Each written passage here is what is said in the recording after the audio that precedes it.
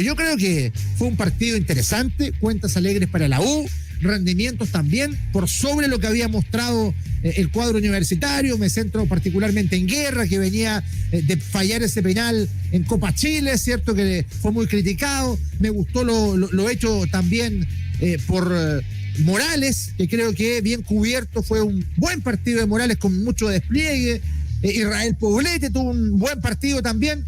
El balance es positivo para la U, pero uno se pregunta ahí, Edson querido, abrazo gigante para ti, ¿cuánto contribuyó la Católica que no mostró ninguna mejoría respecto al semestre anterior?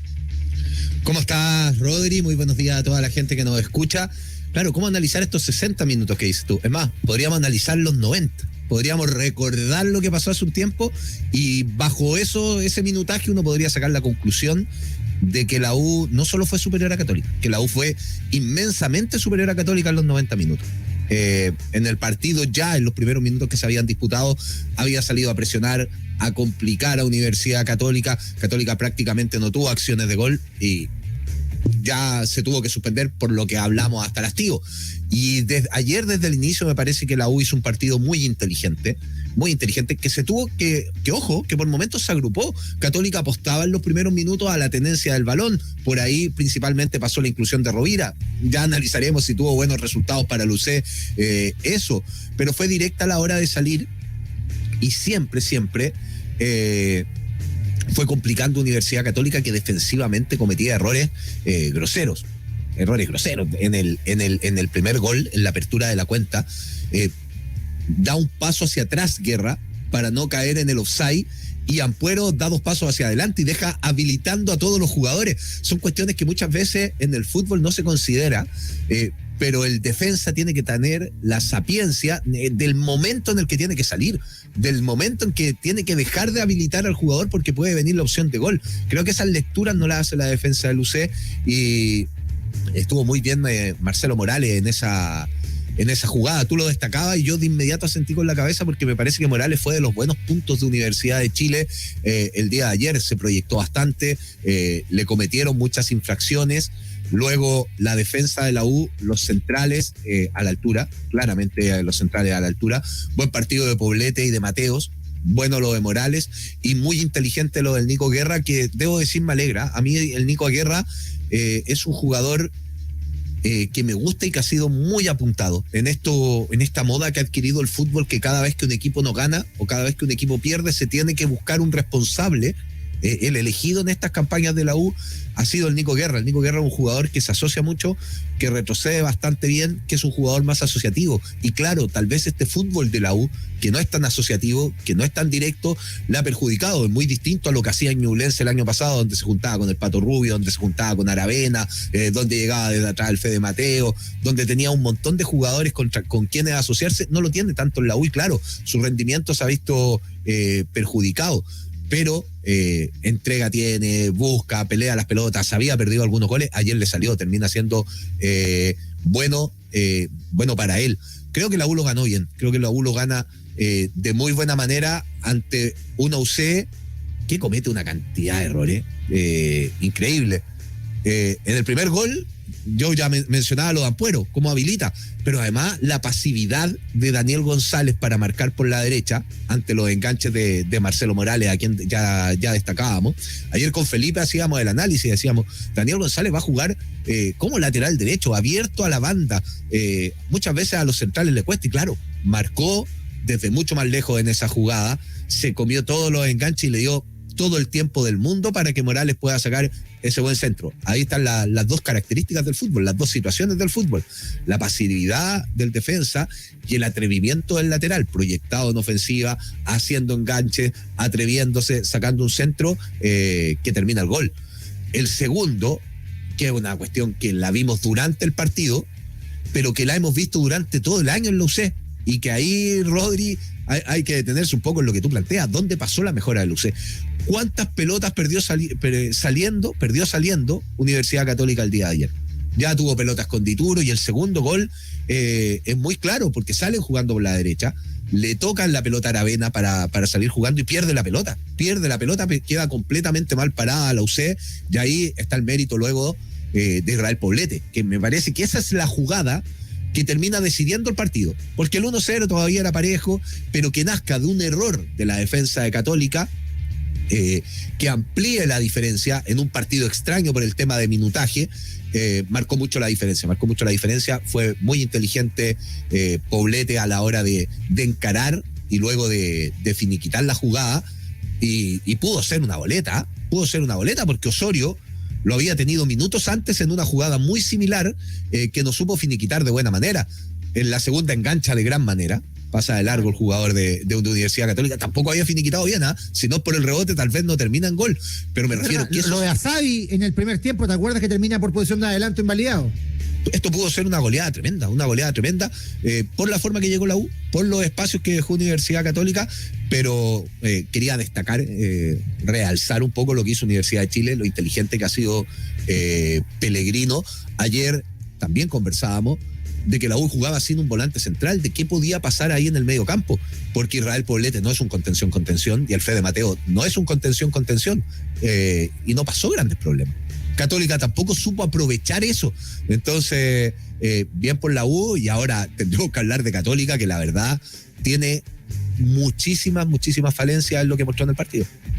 Yo le sumo a lo que tú planteas también, esa tendencia que tenía Ampuero a jugar al borde siempre de la línea de habilitación de los rivales, la manera en que la U muchas veces llegaba hasta con 4 jugadores, con un juego directo en posiciones de ataque, lo que complicaba mucho a la última línea, con las deficiencias que tú ya exhibiste. Y lo otro, la Católica tuvo una falta de generación impresionante, porque yo estoy de acuerdo contigo, era una invitación a que la Católica, con lo que hemos visto de Pinares en su mejor momento, lo que hemos visto de Saavedra en su mejor momento, lo que uno espera de Rovira, se comiera ese mediocampo. Pero el mediocampo de Católica fue inexistente también, fue un río de bulpo. Cada vez que le llegaba una pelota, ralentizaba las acciones ofensivas. Y ahí uno entiende por qué se vio tan opaco también Aravena, que es un jugador por lo general muy proactivo y que ayer no lo fue, y la poca acción en la área rival que tuvo el cuadro de la Católica. Yo de verdad veo que hay rendimientos individuales muy bajos, pero por sobre todas las cosas, una idea colectiva que ya no se consolidó. A mí ya se ha desdibujado lo que está buscando Holland, y si le sumamos lo que ha sido esta temporada, con la eliminación en Copa Sudamericana, con la situación con Deportes Colina, donde quedó pero muy mal parado por su rendimiento y al borde de la descalificación, pasaron por milagro en penales con un equipo 2 categorías más abajo. Y por supuesto, un rendimiento en el torneo nacional que no se compadece con un cuadro que ha invertido mucho, que trajo jugadores de renombre, todo lo que pidió el técnico y que no han resultado. No ha resultado Rovira, no ha resultado Di Santo, y la Católica me da la impresión que enfatiza sus errores. Sí, sin duda. Hay varias formas como uno podría analizar a Universidad Católica. Desde los rendimientos individuales, por ejemplo, Matías Dituro cometió muchos errores y ha cometido muchos errores en el campeonato, desde la forma de jugar que tiene la UC, que es intentar salir jugando, y ya el hincha de Católica va a decir, oye, que son porfiados si esa fórmula no resulta, porque Dituro, ¿cuántas pelotas ha perdido a lo largo del año? ¿O cuántas pelotas ha perdido a lo largo del año la defensa de Universidad Católica? Termina siendo una problemática tremenda.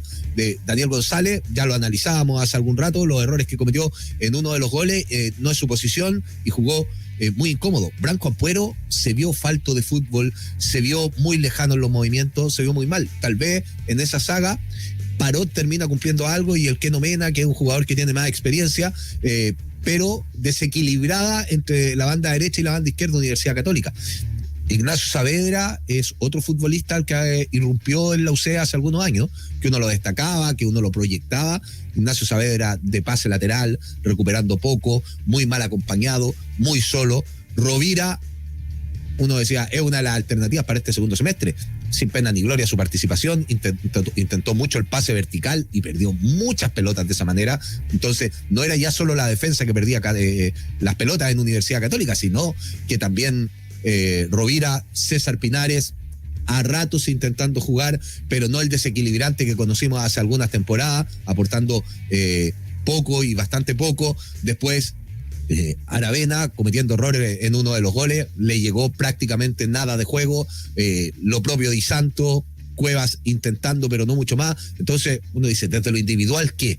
Muy poco en Luce, pero me parece que no puede estar ajeno a este análisis lo colectivo, que termina siendo lo principal en el fútbol. Porque claro, uno puede decir, los jugadores del UC jugaron mal, sí, jugaron mal. Pero acá hay un rendimiento colectivo, desde cómo parar al equipo, desde cómo buscar la salida desde el fondo, que es lo que hemos más marcado, pero también desde cómo generar fútbol en la mitad de la cancha, desde dónde instalas a tus volantes, desde cómo separas a las líneas, porque me parece que la defensa del UC, el medio campo y la delantera están muy separadas. Termina siendo un equipo extremadamente largo, y bajo todo ese análisis uno llega a dónde está la mano del DT, porque acá siempre hemos destacado a Ariel Holland, de que es un muy buen estratega, que convence a los jugadores, que es extremadamente táctico, que sus trabajos se ven muy bien reflejados en el terreno de juego y que a los futbolistas les gusta. Bueno, esta temporada no hemos visto nada de eso.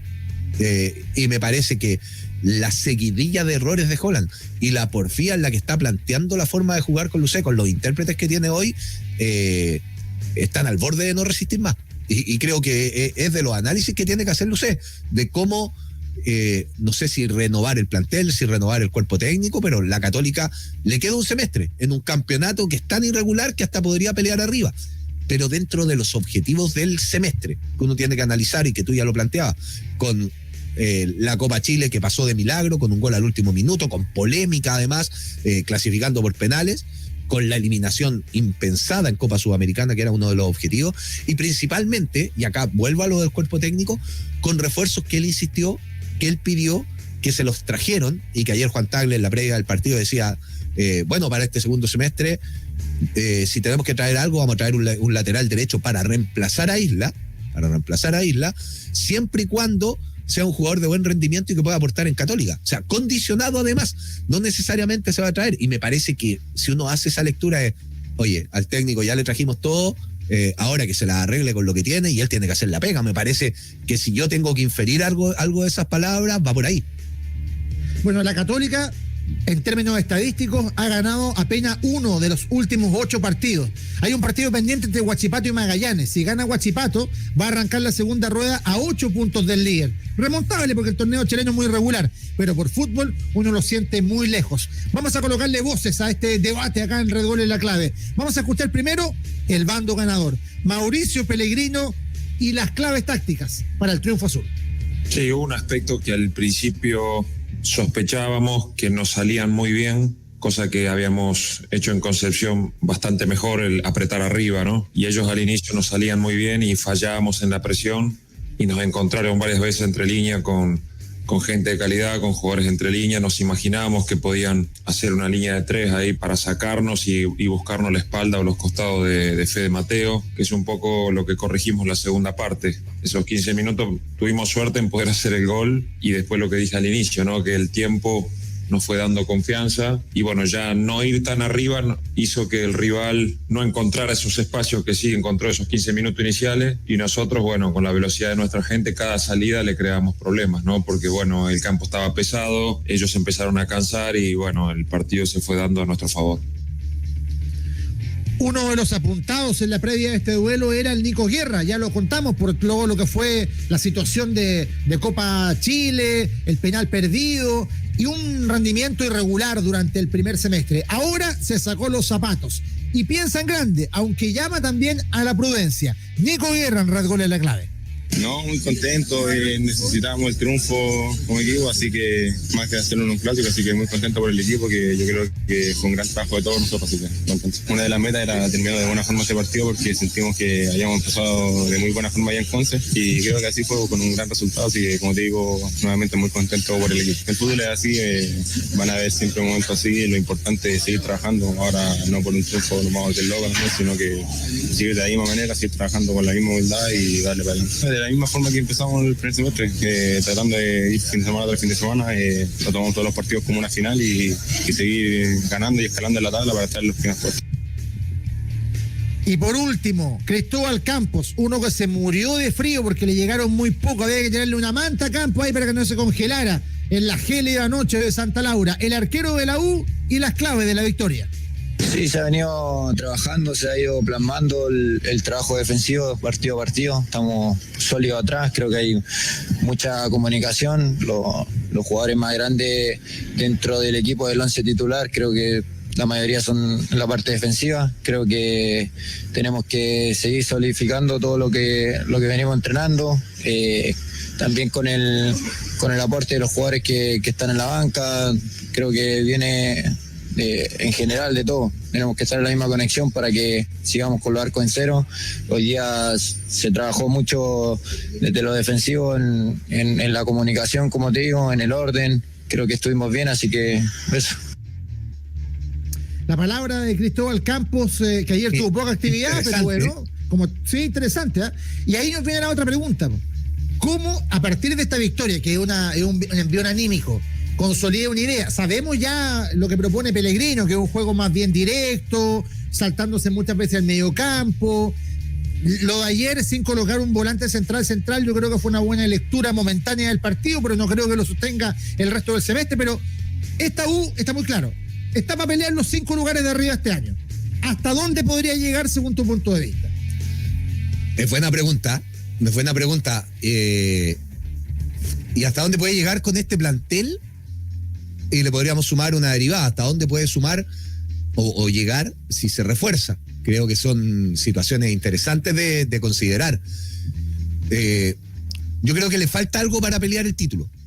Tiene una ventaja, que este torneo es muy irregular. Muy irregular. Si la U se atreve, creo que puede dar el salto de calidad. Hubo partidos donde tuvo que demostrar, donde pudo ganar en el campeonato y estaría mucho más arriba, que no supo sumar esos 3 puntos. Que no lo supo sumar. Creo que en otro tipo de partidos, como en los clásicos, ha respondido de buena manera. Creo que la U nunca ha quedado esa sensación, no sé, de que pudo ser goleada, de que jugó extremadamente mal, sino que muchas veces la sensación que ha quedado en el campeonato es de que pudo hacer algo más. Tiene un técnico que es inteligente. Me gustó escucharlo recién. No sé si tú o el Baza o Felipe, no sé quién de los 3 me pierdo con los programas, siempre ha dicho de que Pellegrino hace una lectura muy correcta de los partidos. Y me parece que cuando lo escuchamos recién, es súper interesante, porque él menciona que en los primeros minutos Católica le quitó la pelota, que es un poco lo que decíamos, que le costó, que le estaban atacando la espalda al Fede Mateos. Mucho de eso tiene que ver con no jugar con un volante central. Menciona lo importante que fue el gol en el primer tiempo, eso no lo dijimos en su momento, gol de Camarín, por cómo es el partido no lo pensamos, pero un gol en el minuto 45, 46 casi del primer tiempo, lo que implica ir al descanso con ese gol de ventaja. Y ahí la lectura de los técnicos, que creo que marca una diferencia, la lectura de los momentos del partido, de lo que hace Bolan a lo que hace Pellegrino, que dice, ajustamos esto de Mateo para que no nos ganen mal la espalda. Y me parece que ahí plantea el segundo tiempo de otra manera. Creo que la U tiene un muy buen entrenador, un entrenador muy inteligente. Tal vez en algunas posiciones le falta un futbolista, no sé, que tenga un gol más permanente, que sea goleador. Algún jugador que pueda ir por fuera. Hay que ver qué es lo que va a querer la U para este segundo semestre. Creo que tiene una base para ir a pelear. No sé si tiene el hambre, no sé si tiene la convicción, y creo que ahí es donde la U le tiene que dar una vuelta de cara a lo que quiere para este segundo semestre en un campeonato que está absolutamente abierto. Es verdad. Y en contracara, ¿qué esperar de Católica? Ese es el punto que ya lo hemos debatido en parte, pero tiene que ver también con un segundo semestre que se pensaba iba a ser mejor de lo que ocurrió en el primero. No habló Ariel Holland, sí lo hizo Rodrigo Valenzuela. Y aquí explica por dónde pasó la derrota cruzada. En general, en el partido, si bien nosotros tuvimos una gran cantidad, no sé la cantidad de posesión del balón, creo que también nos faltó mayor profundidad. Y eso también es mérito de la Universidad de Chile. O sea, el poder defenderse con 5, 6 o 7 hombres, que creo que lo hicieron de muy buena manera, y después a la hora de llegar a nuestro arco, creo que también fueron letales y contundentes. Creo que ahí también para mí pasa más o menos lo que fue en general estos 65 minutos de partido. La primera reflexión de Rodrigo Valenzuela, que habló en lugar de Ariel Holland, que no enfrentó los micrófonos, y la gran duda, ¿van a llegar refuerzos a este segundo semestre? Nuevamente, Valenzuela. Un cuerpo técnico va a tener que llegue en la medida que se pueda una mayor cantidad de jugadores de jerarquía, porque lógicamente te hacen tener un abanico de posibilidades que tú puedes escoger, y determinados imponderables como lesiones, suspensiones, vas a tener donde escoger. Ahora, no es un tema que podamos resolver los técnicos. Hay un tema económico, contractual de cada uno de los jugadores que efectivamente no depende netamente de nosotros. Siempre un cuerpo técnico va a querer que venga la mayor cantidad de jugadores posible de buen nivel. Ahora, esperemos que pasen de aquí al inicio o al cierre del libro de pase y sin nada que incorporar. La palabra entonces también de Rodrigo Valenzuela. Hay un punto, se rumorea, porque no está confirmado, esto es por el correo de las brujas, que hoy día habría una reunión de directorio de emergencia en Cruzado para analizar la situación de Católica y de Holland. Esto no quiere decir que lo vayan a sacar. La Católica no es un equipo de sacar entrenadores cuando las cosas andan mal. El último ejemplo quizás fue Poyet, pero ya Poyet venía de una situación incluso hasta más compleja que esta. Pero uno se puede hacer la pregunta: ¿cuánto crédito le queda a Holland después de todo lo que ha ocurrido este año, Edson? Sí, podríamos sumar a Paulucci, porque lo ratificaron y también lo terminaron sacando. Claro. Sí, yo creo que lo podríamos sumar en esta lista de decisiones que pero ha tomado. Pero son 2 en 4 años. Es que le tocó tiempos de bonanza, o sea, Católica peleando los títulos. Por lo general las instituciones, cuando los equipos andan bien, no sacan a sus entrenadores. Tenía cierta consistencia, pero la situación sí es compleja. Hay que conocer más la interna de la Universidad Católica.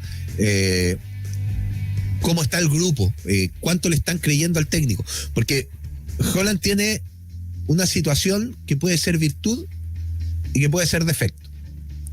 Que es un jugador, que lo dicen los futbolistas muchas veces, que sobrecarga de información al deportista, que lo sobrecarga, que es extremadamente táctico, y que al principio muchas veces estas cosas resultan bastante. Con el tiempo terminan desgastando. ¿Qué tan desgastado puede estar el plantel con el técnico? O si existe aún esa convicción de que de la mano táctica que tiene este adiestrador pueden conseguir los resultados. Yo creo que esas cuestiones son fundamentales a la hora de tomar decisiones en el fútbol. A mi parecer, con los resultados en mano, que finalmente es lo que termina mandando en el fútbol. No es lo más importante, ojo, son dos cosas distintas, pero es lo que termina mandando en el fútbol. Hoy no debe tener mucha agua en la piscina, Holland. Me parece que no, y si la información que tú manejas de que se va a hacer una reunión extraordinaria es claramente para analizar esta situación. Es que no se está conforme con lo que está haciendo y van a poner todas las cartas sobre la mesa para ver qué se va a hacer a futuro, desde temas como lo que planteaba Rodrigo Valenzuela recién, de si van a ir a buscar refuerzo o no, que lo veo ahí bastante resignado. Holland no podía hablar, recordemos que estaba suspendido para este partido, sí. Por ende no puede pasar por la conferencia de prensa. Él termina asumiendo la vocería, tal vez el ayudante técnico siempre es más timorato que el DT, pero en esta disputa que el técnico por lo general, o los técnicos, lo dice Valenzuela, siempre queremos la mayor cantidad de refuerzos, la mayor cantidad de jugadores. Con estos resultados, hoy no tienen mucha base para ir a pedir o para ir a exigir. Va a depender mucho de lo que resuelva la dirigencia de Cruzado hoy en esta jornada. De qué van a querer para el segundo semestre. Y si lo que van a querer también va de la mano de este cuerpo técnico. Es verdad. Hay que ver ahí durante la jornada cómo se da y si se concreta este rumor que hay respecto a esta reunión extraordinaria de directorio de Cruzados para analizar el momento de Católica, el arranque del semestre, pensando de que todavía no arranca la segunda rueda y la Católica no muestra mejorías. Eso es un hecho real. ¿Sí? O sea, que no pasó nada con la cancha, po. Con la cancha. Sí, y no se lesionó nadie. No estaba en las mejores condiciones, pero... No, pero aguantó. Aguantó y no hubo lesiones y... Ahora, igual yo entiendo al canchero que renunció, que no era el canchero titular, lo habían llevado para este problema, ¿cierto? Era el canchero regalón de Bielsa en la época en que estuvo en la selección chilena. Pero está claro de que, más allá de que a lo mejor él tenía temores que no se concretaron, es re complicado ser un jardinero si todas las semanas te van cortando las flores.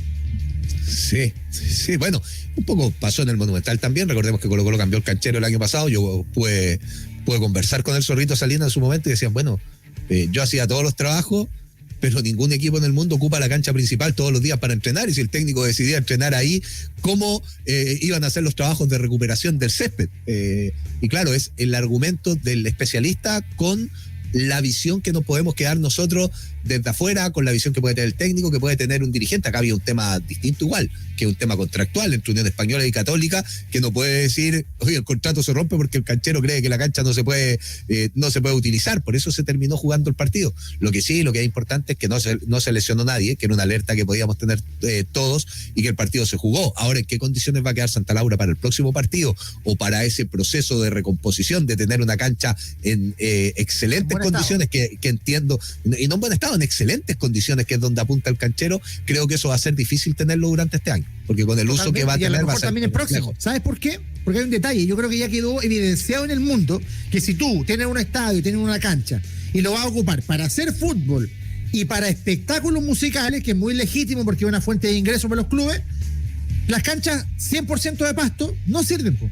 Tendrías que tener cancha híbrida, y como institución hacer la inversión, pues gastarte las lucas, como lo va a hacer en San Carlos la Católica, que va a tener una cancha híbrida, porque también piensan que va a ser un centro de eventos importante en el futuro, el nuevo estadio.